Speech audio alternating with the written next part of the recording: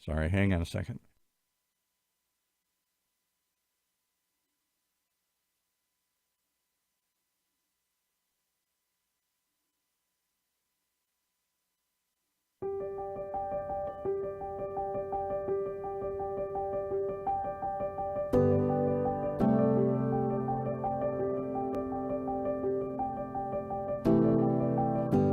Hey, welcome back, everybody. Time again for another episode of Living Hope, a weekly journey designed to provide hope, inspiration, and education for those living with pancreatic cancer, sharing the real life stories of those really affected by this deadly disease and how they deal with it on a daily basis. Or in the case of our guest and our host today, how they deal with it on a yearly basis, a multi-yearly basis. This is a hopeful story here. Yeah, we have a total of 43 years between the two of us. Wow, look at that! And what when you started with your original diagnosis was 23 years ago, Right, in 2002. and the projected survival rate was pretty It was bleak. 4% at that time. Now it's up to what, 10, 12? We're at 13. 13. Yes, Okay, yes, so it's still it's dramatically improved, but not nearly what people would hope for. not at all. No, we're way low below most survival rates for cancer. So we really need to build that up. And we're celebrating this year this month, since June is National Cancer Survivor Month. So we want to celebrate our survivors and let people know there is hope out there and there are survivors out there. So Like your guest today, and you. exactly, like our guest, Wesley Semple, who is a 20-year pancreatic cancer survivor, and he has turned his diagnosis into a lifelong mission of advocacy, and he supports others affected by this disease. So, Wes, it's really nice to have you. Thank you for coming all the way from Pittsburgh. So, it was good to see you, and you look great. Thank you, and I'm glad you sent the invitation and be able to share my story with you and your viewers. Yeah, we look forward to hearing. Can you tell us just a little bit about you before the cancer? What were you doing, or what was life like before? Well, I spent 41 years as a high school teacher at a local high school, and actually I was also an adjunct at a local small Catholic university in the area. I spent 35 years teaching there. Wow. And I have a wife and a son, and live north of Eckershire Stadium, where the Steelers play. Are you a Steelers fan, or should I not ask? Yeah. Well, it's good to have you. And going back, you were diagnosed back in March 2005. What were the first signs that you felt that something wasn't quite right? It was real strange. I was sitting eating lunch at my high school. The nurse was sitting to my right. I looked over to the left, and she goes, "Do that again." And I did it, and she goes, "You got a yellow spot in your eye." And there was a tiny little yellow spot in the corner of my eye. She says, "Come over to my office." Went over to her office, and she says, "Call your family doctor." So I called the family doctor and told them what she had said to me. And they said, "We want you to come as soon as you leave school, come to the office." So I went over to the office, which was about 10 minutes away, went in. They said, "We're going to do a bunch of blood work." I said, "Fine." They did blood work and other stuff. And that was it. And I went home. That weekend was really busy. And I went to school on Monday. It was Holy Week. We only were going to have 3 days. And I just didn't feel right, but it was a busy weekend. So I decided I was going to take 2 days off. And I took the second Tuesday off. About 10 o'clock, my phone rings. The doctor's office says, "Pack a bag, go to the hospital." And I said, "Okay." So we went out to the local hospital, and they checked me in and started doing all kind of stuff and said, "Okay, you're going to have a test tomorrow on Wednesday." And they did an ERCP. And when I was still downstairs, they were up there talking to my wife, arranging my surgery. Never mentioned cancer the whole time.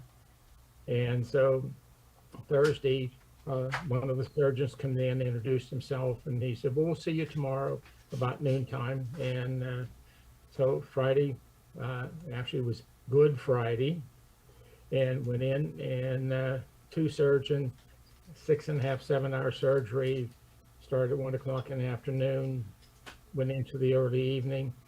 And when they were done, they talked to my wife, and they never mentioned cancer.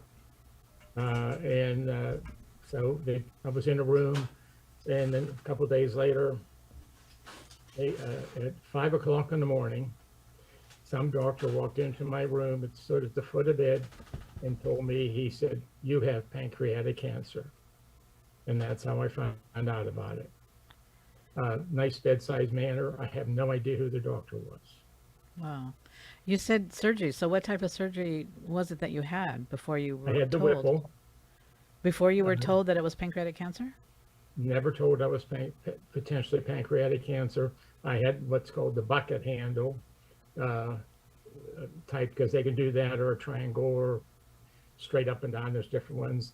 And so that's how I found out. My wife came in and I said, "I got pancreatic cancer." And of course, she was shocked, and so I was too. And I was there and for 20 some days in the hospital. Uh, I was in the hospital room for a number of days. Then they moved me to a rehab floor. I'm just surprised how quickly things moved and that you had no clue that the operation was for pancreatic cancer. Yeah, and I think they had an idea, but they wanted to wait for blood work and pathology to be approved before they really told me officially. Well, the way things move so quickly, how did you and your wife and your family handle that? I mean, at least I had a little bit of time to kind of, swallow things before I had to start my treatment. I had a couple of days, but it sounds like you just Yeah, went right in and wham bam, yeah. thank you. In After I got out of the hospital, ended up going uh, into rehab, into treatment. I was getting chemo, and I was getting radiation, and we did that 5 days a week for 30 days, Monday through Friday. Had the weekend off, uh, and it wasn't bad, but the only thing that got me the first time, the doctor said, the oncologist said, "Now, you might throw up at 8 o'clock tonight." And so we were doing something, had dinner, it was in June, and was out in my yard. All of a sudden, I felt real strange, looked at my watch, and it was 2 minutes to 8. And all of a sudden, I got really strange, and I hurried up and ran in the house into the bathroom. And at 8 o'clock, I threw up. So he knew something. And then he goes, "Now," he goes, "Good." And I'm thinking, "You want me to throw up all the time?" He goes, "Now insurance will let me give you the super strong anti-nausea medication."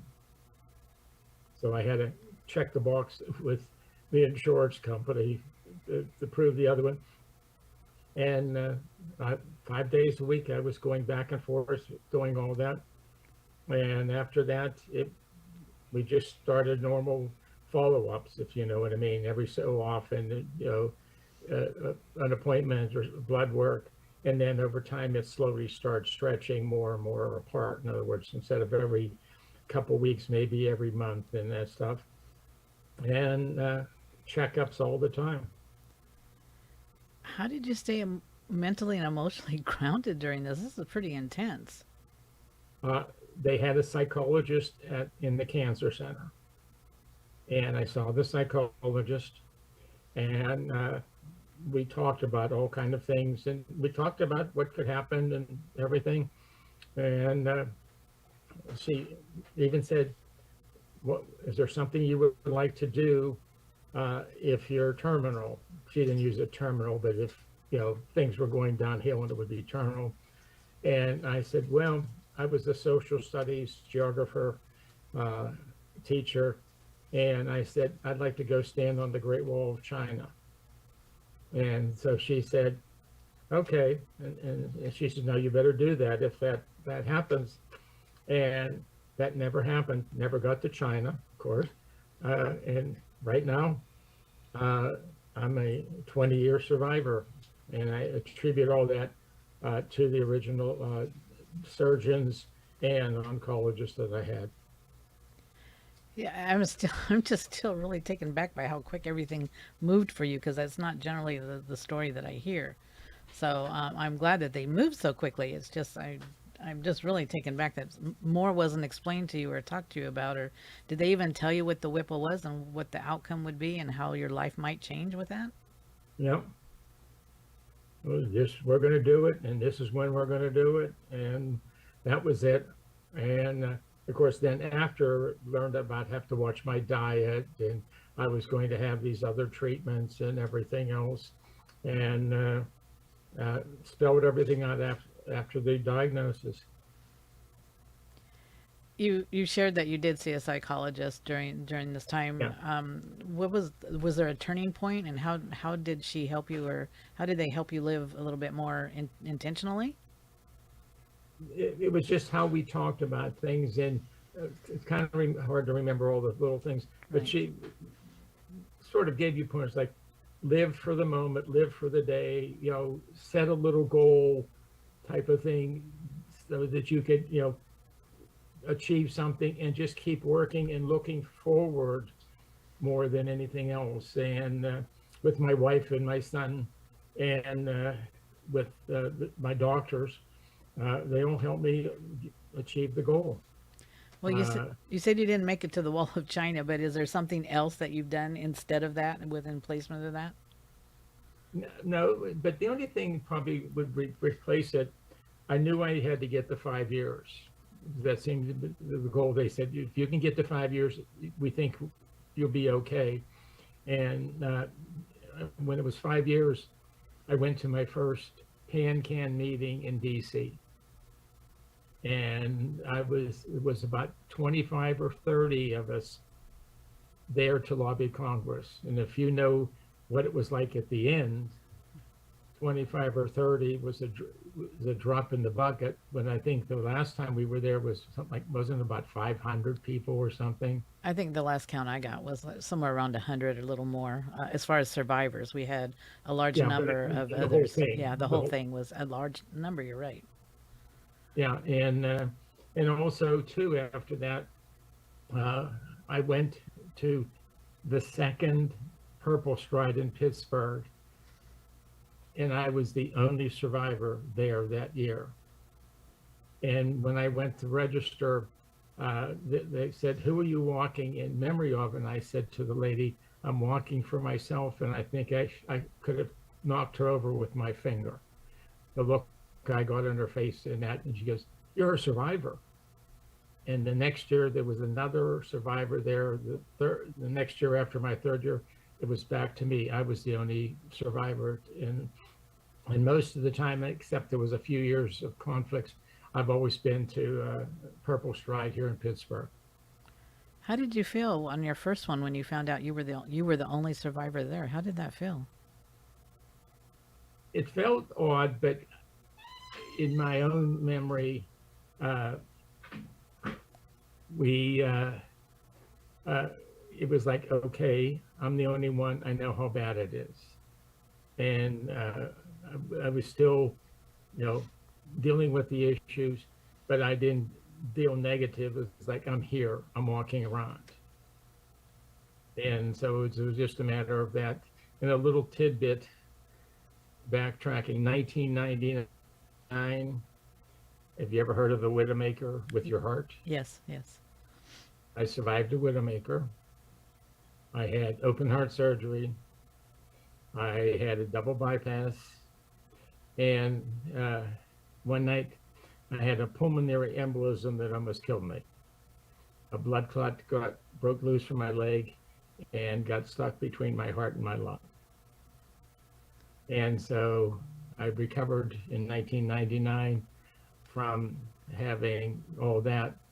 And at the same time, I ended up being a cardiac volunteer at the local hospital for years, talking to patients after open heart surgery, telling them there is life after this. And mentally, I felt the same way with pancreatic cancer. You really are a survivor. You've survived way more than a lot of people, so congratulations on that. But can I take you back to Advocacy Day? What was your first Advocacy Day like? It was sort of strange. There was like about 30 people there, and we were talking about what we were going to do.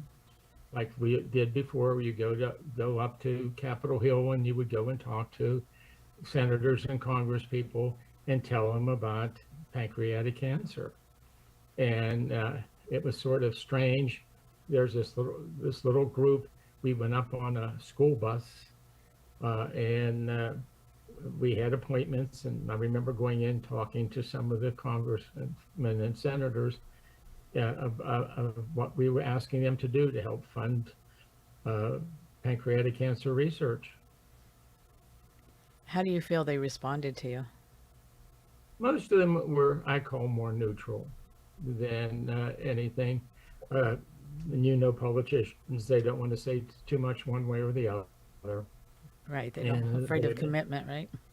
yeah, but they were kind. They weren't nasty or anything else.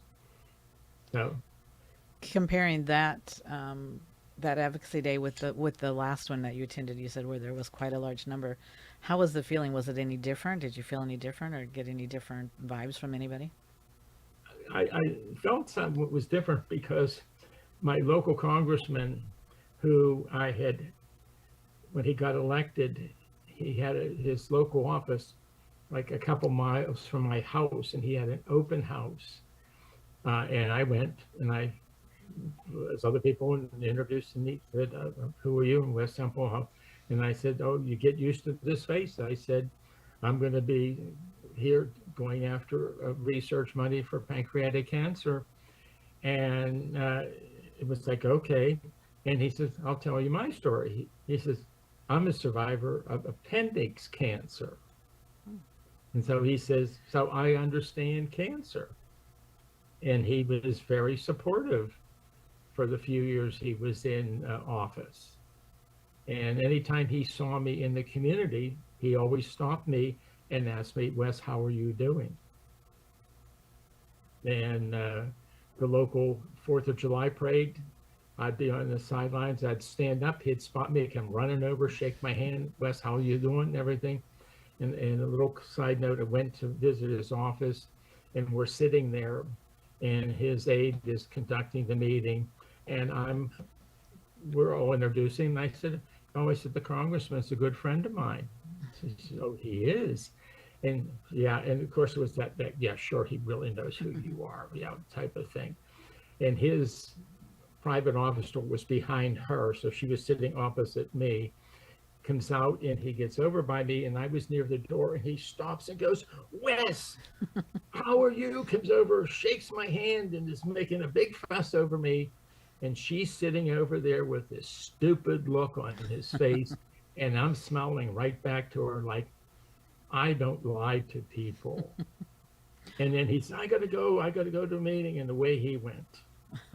Well, good. I'm glad you had a good experience, and that was putting her there in her place a little bit, right? Oh yeah, and so it was just one of those funny things. But I thought, I'm going to tell her I know him personally. So, Well, I'm glad you did. Your wife Susan has been by your side every step. yes. How important is and was her support to your healing and your outlook? Oh, big support, because she went with me uh, and would take extra notes, or she would be listening, or she might bring something up that she noticed or something, or how to deal with this. And she's done that the whole time with me. And actually, I always, when the original oncologist was going to kick me out, I said, "No, you're not." And he goes, "What do you mean?" I said, "I want to have an appointment once a year for blood work." And for the past 19 years, I had an appointment every December, and he did blood work for me. And people go, "He did it?" I said, "Yes." I had just told him I wanted that extra assurance all the time. Yeah, it's important because unfortunately, pancreatic cancer has a high occurrence rate. So it's something we want to catch early. And if that blood test will help, I don't know that alone, we need other diagnostic testing, obviously. But if something is out there that makes you feel more comfortable, then why, wouldn't he want to do it? But Hmm. I'm glad you insisted in that you're keeping that up. Yes, but insisting on that brings me to the other part of my story. Uh, I went on December 2 years ago, and we had some blood work done. And one of the blood works, which I have no idea what it means or that, never was out of range. My CEA blood work was out of range, and it only is in range about like 0 to I think 5 or 6, some small number. And he said, well, we'll do some blood work again. And the CEA was up a point or two. We'll do it again. It was up a point or two. And to shorten the story, I had a recurrence of my cancer. It took a long time and lots of scans and everything. Had a little nickel-sized tumor develop on my pancreas, which meant back into treatment. And during the past 94, not 94, 24, I had chemo and radiation. And right now I'm having a scan coming up on the 16th of this month. We've had scans, and all my prior scans and all my blood work are back in the normal range again. And so my little buddy decided to come back and visit me. He must have got lonely somewhere. Well, as long as he doesn't do any more damage to you, we're good. And it sounds like you're fighting, and you, like I said, you look really well. And um, are you still doing treatment now, or are you done with all your treatment for now? All the treatment was in the summer, and as my oncologist said, we're going to kick your butt. And I said, okay. And I said, I only have 2 questions. I said, what that? I'm assuming I'm going to lose my hair. And he goes, sure, you're going to lose your hair. And I said, second, and you know me before this, I pointed to my mustache, which used to be a handlebar mustache. And am I going to lose this? And he goes, yes. And my wife says, I've never seen him without it. and he and his assistants are like looking. My wife goes, no, I've never seen him without his handlebar mustache. And I did lose the curls, and it has not come back. And so people look at me now, and they think I still have it.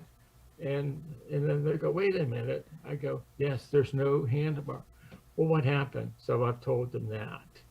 Yeah. Well, But it's a matter that, that's why I always wanted that blood work. and you were right to keep doing what you were doing. And I have to tell you, you were well known through the advocacy circle as the man with the handlebar mustache, and we always, looked for you, and that was your pretty much your trademark. But I'm just happy you're here, and I'm sorry that you lost your mustache. But to me, it's a small price to pay because you are here, and you may not feel different. You may feel differently. I hope not, but it's easy to say. I mean, I remember thinking when somebody would say, I've lost my hair. I'm like, well, it's just hair; it'll grow back. Until I had my first fistful of hair, then I truly understood what they were talking about. So, but again, you look great, and thank you for talking about the reoccurrence. I know I didn't want to push that because I know it's not an easy subject, but I think you needed to talk about it because people need to know that yes, we have a reoccurrence, but you can survive that as well. So congratulations on that. And have you returned to teaching, or what are you doing now? I've been retired for good numbers, but I'm going to put a little plug in.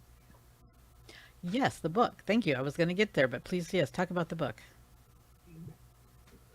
Pancreatic Cancer Action Network contacted me and said, do you want to be interviewed for a book? And I said, sure, I'll do whatever, because I know what the whole idea was, to publicize pancreatic cancer and that. And this is the book, How to Survive Pancreatic Cancer. And in there, of course, is my story. And the irony of it, this is from people that live in Texas. And when I talked to them before, they go, oh, I know area code 412. We're from the community. They're from Allegheny County originally. And it's their story, but inside of it is a whole bunch of stories of people who have survived, that funds are going to the doctor's hospital in Texas, Dr. Zay, who used to be in Pittsburgh, that was their surgeon, and going to PanCan to promote pancreatic cancer research and the pancreatic cancer stories. So one of the authors is also a pancreatic cancer survivor? The wife is, yes. Okay. And could you give us the name of the book again? How to Survive Pancreatic Cancer. And the author? I can't read it. So if you could say the author. Okay, their last name is Stough, Lisa and Robin, Stough. And we look forward, I'll definitely get it and look forward to reading it, but also catching up on what your story, what you were able to say. You've said there is a reason you're still here. What do you believe that reason is? I think part of it is what I did after my open heart surgery and that giving back to people. And being a teacher, I always loved doing stuff. And what got me started was after my open heart, that I could go back and I could help people get over open heart surgery and survive it, in which I did with my other little issues related to it. And when after pancreatic cancer when I found out about the first walk that I went to, that's when we started doing things here in Pittsburgh. And then they started advocacy days in DC. I felt if I can go and say, here I am, there is life after this. And, but this is what you need to do. Be aware and speak up for yourself and, find the right doctors. And did the PanCan, did their patient services help you find a doctor, or did you already have one before you met PanCan? Yeah, I had that. I didn't even know about PanCan until they said after my surgery was out that summer, and with the walk here in Pittsburgh that I went to. That's how I found out about PanCan, was seeing an advertisement for a walk. And you talk to other pancreatic cancer survivors as well and give them hope and inspiration? Yeah, we just had the walk here. Of course, you had your walk there. Mm-hmm. And there's a survivor tent, and I'm usually there, and we were talking to different people, and people at the table, the survivors are off away from the table so you can talk. They pointed somebody over my way, and it was a young man with a full beard, and he had one of those fold-up strollers with a maybe 3 or 4 year old, and the wife was there with somebody in arms, maybe 1 or 2 years old. And I introduced myself to him, and I said, I'm a 20-year survivor. And the look on his face, his mouth dropped open, and he couldn't believe he was talking to somebody like me.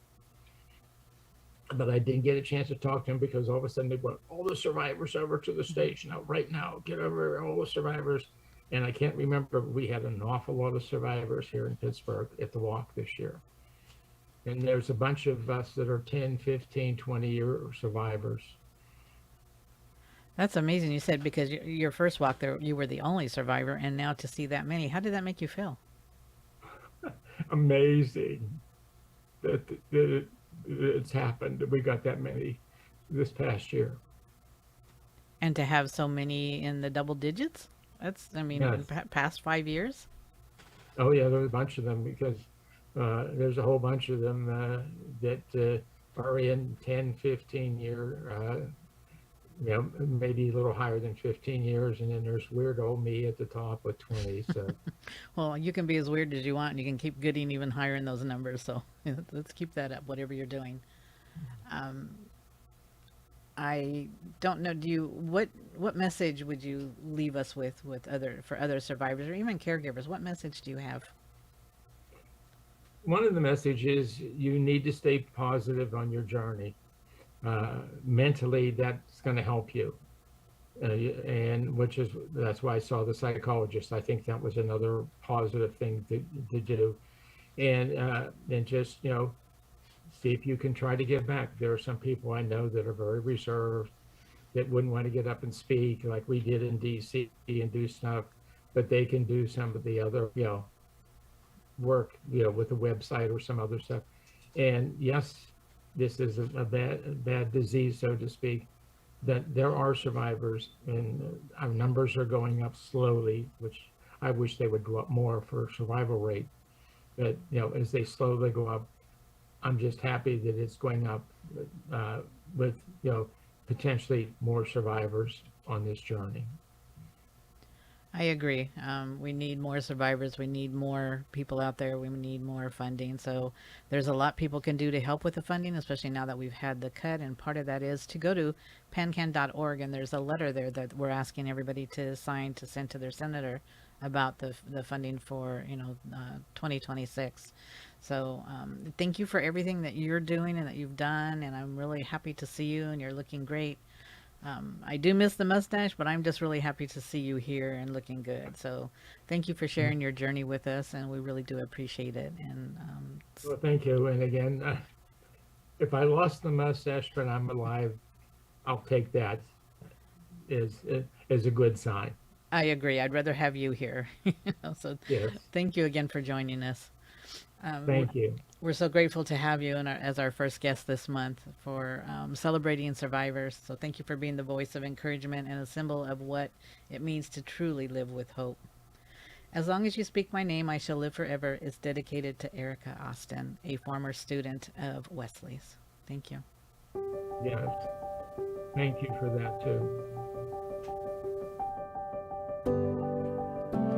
Well, there you have it. One more reason to tune in each and every time for our weekly journey we call Living Hope. A journey designed to provide hope, inspiration, and education for those still living with pancreatic cancer, sharing the real-life stories of those really affected and how they deal with it on an ongoing basis. If you'd like to share your story, please contact us. Or if you know somebody that needs more than a story, they need some help, lots of places to reach out to. Let's start with PanCAN, the Pancreatic Cancer Action Network. You can reach them at 8772, the number, and then the letters PANCAN. That's 8772-PANCAN for the Pancreatic Cancer Action Network. For the OC Talk Radio Network, I'm Paul Roberts, thanking you once again for joining us, hoping you'll share this message with somebody else and come back by all means as we continue this journey. Right here from our studio at UCI's Beale Applied Innovation Center.